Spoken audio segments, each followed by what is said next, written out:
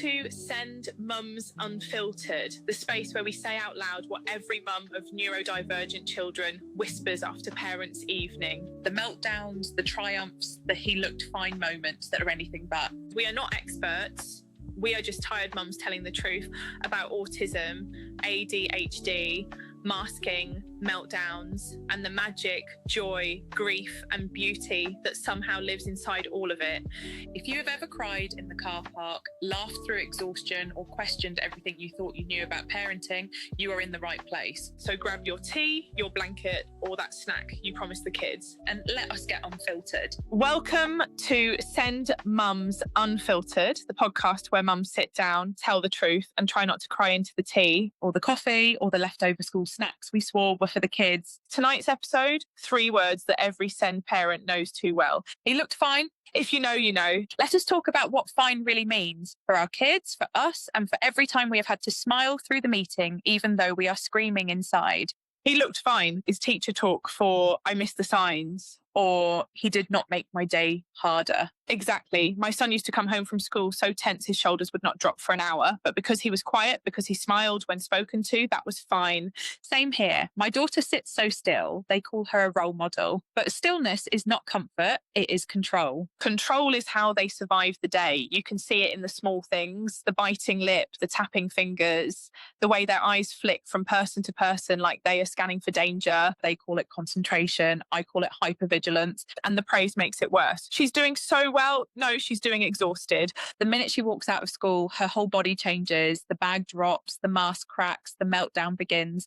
And that is when people start to question your parenting. What happens to her at home, they ask, as if love is the problem. But that is where she is safe enough to unravel. That is not a failure. That is connection. The world claps for children who hold it together. But holding it together is not the goal. Being allowed to fall apart safely is. I remember one teacher saying, he's not like the other autistic kids. I have had that too, as if that is a compliment. Exactly. I said, he is exactly like them. You are just not seeing it. Masking fools everyone in except the child doing it. They feel it in their bones. Literally. The headaches, the tics, the clenched jaw. Their body keeps score. You know what is cruel? They spend all day pretending to be okay, and then school uses that as evidence against support. No concerns observed. That one line has probably denied more support than any other sentence in education. It is the universal gaslight. Especially for girls. They are so often overlooked because their distress looks like perfection. The neat handwriting, the quiet compliance, the over-apologising. And by the time someone notices, she is already burnt out. My daughter once said, "Mum, I do not like being myself at school." It broke me because I knew exactly what she meant. You do not forget those words. They stay with you. And the worst part, we are told to be grateful. At least she behaves as if masking is manners. No, masking is self-erasure. And every sticker, every gold star rewards the disappearance. He held it together all day, they say. And then I am peeling him off the floor by 4 p.m. That is not behaviour. That is exhaustion. The system needs to stop confusing silence with success. Yes, he did not explode because he is regulated. He exploded because he is human. I wish they could sit in my car after pickup. You would hear the deep breaths, the sobs that come out of nowhere. Shoes off before we even reach the house. And if I say the wrong thing, even "how was your day?" it can all come crashing down. And yet we get behaviour reports that say no issues today. Meanwhile, I am up at midnight holding a child who is whispering, "I cannot do school tomorrow." You want to scream. He held it together. That was the behaviour, and no one logged it because holding pain quietly does not tick a box. But it should. That should be the data point. Then we get home and it continues. The moment the door closes, everything spills. The noise, the movement, the need to stim, to cry, to just be. And you know what we do? We brace because the releases come in. Homework, forget it. He did 6 hours of pretending already. Then you sent home maths. You call that progress. I call that cruel. It is not about the worksheet. It is about her nervous system. She is not refusing learning. She is refusing more pressure. Sometimes the best education you can give a child is peace. Yes. Let him play. Let her stim. Let him recover. Because tomorrow he will put the mask back on and the cycle starts again. That is the part that breaks me. How easily people accept that as normal. It should not take collapse to be believed. Yet it often does. You ever think about how masking changes a child's self-image? All the time. They start thinking who they are is wrong, that they have to keep performing to be liked. My son once said, "I do not want to be the weird one." He is 8. 8. That is what breaks me, when they internalize other people's discomfort. And we call it resilience. Number. It is survival disguised as social success. And parents are not spared either. We mask too, in meetings, on playgrounds, at work.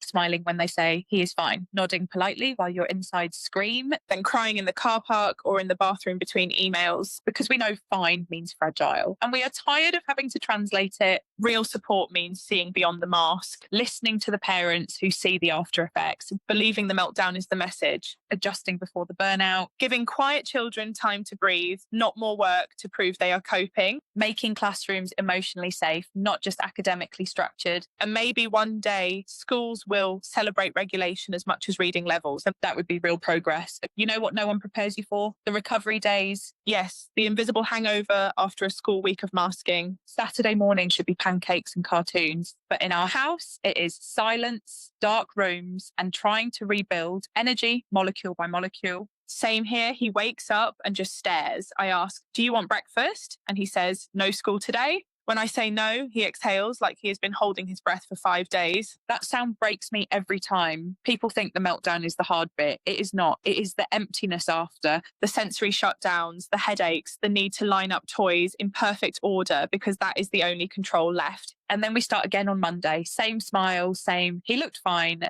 Sometimes I wonder how much of childhood gets lost to recovery. All those moments they should be playing, resting, laughing, but instead they are repairing. That is why I stopped apologising for keeping him home when he is drained. Attendance letters do not scare me anymore. Neither do the raised eyebrows, because a regulated child learns more in one peaceful afternoon than in a whole week of pushing through panic. Exactly. Rest is not laziness, it is therapy. And parents need that reminder too. We talk about their meltdown recovery, but ours matters just as much. The emotional hangover of holding space for them, it lingers. The quiet after bedtime where you sit and replay every meeting, every look, every word, and still get up tomorrow to do it again. Because that is what love looks like in Send World, showing up even when you are running on fumes. Not the shiny kind of love, the tired, teary, unfiltered kind. And if no one says it today, you are doing enough, more than enough. Adeola, to every mum listening, if your child saves their meltdown for home, it is not a reflection of your weakness. It is proof of their trust. They are not falling apart because you failed. They are falling apart because with you, they finally can. When someone says he looked fine, remember, they only saw the mask. You are raising the child underneath it. Give yourself grace, mums. Be kind to yourselves. And as always, unfiltered, unapologetic, and fiercely protective. Take your own recovery day when you can. Because we cannot continue to pour from burnout, and neither can our kids. Until next time, keep the kettle close and the expectations gentle. This has been Send Mums Unfiltered. Thank you for listening to Send Mums Unfiltered. If tonight's episode made you nod, cry, or feel just a bit less alone, share it with another parent who gets it. Follow the podcast, like and subscribe to our YouTube channel. Leave a comment on our TikTok, Facebook, and Instagram, and come join our community of mums who are doing their absolute best, even on empty. New episodes every week, raw and real, straight from the kitchen table. Be kind to yourselves, mums. You deserve it.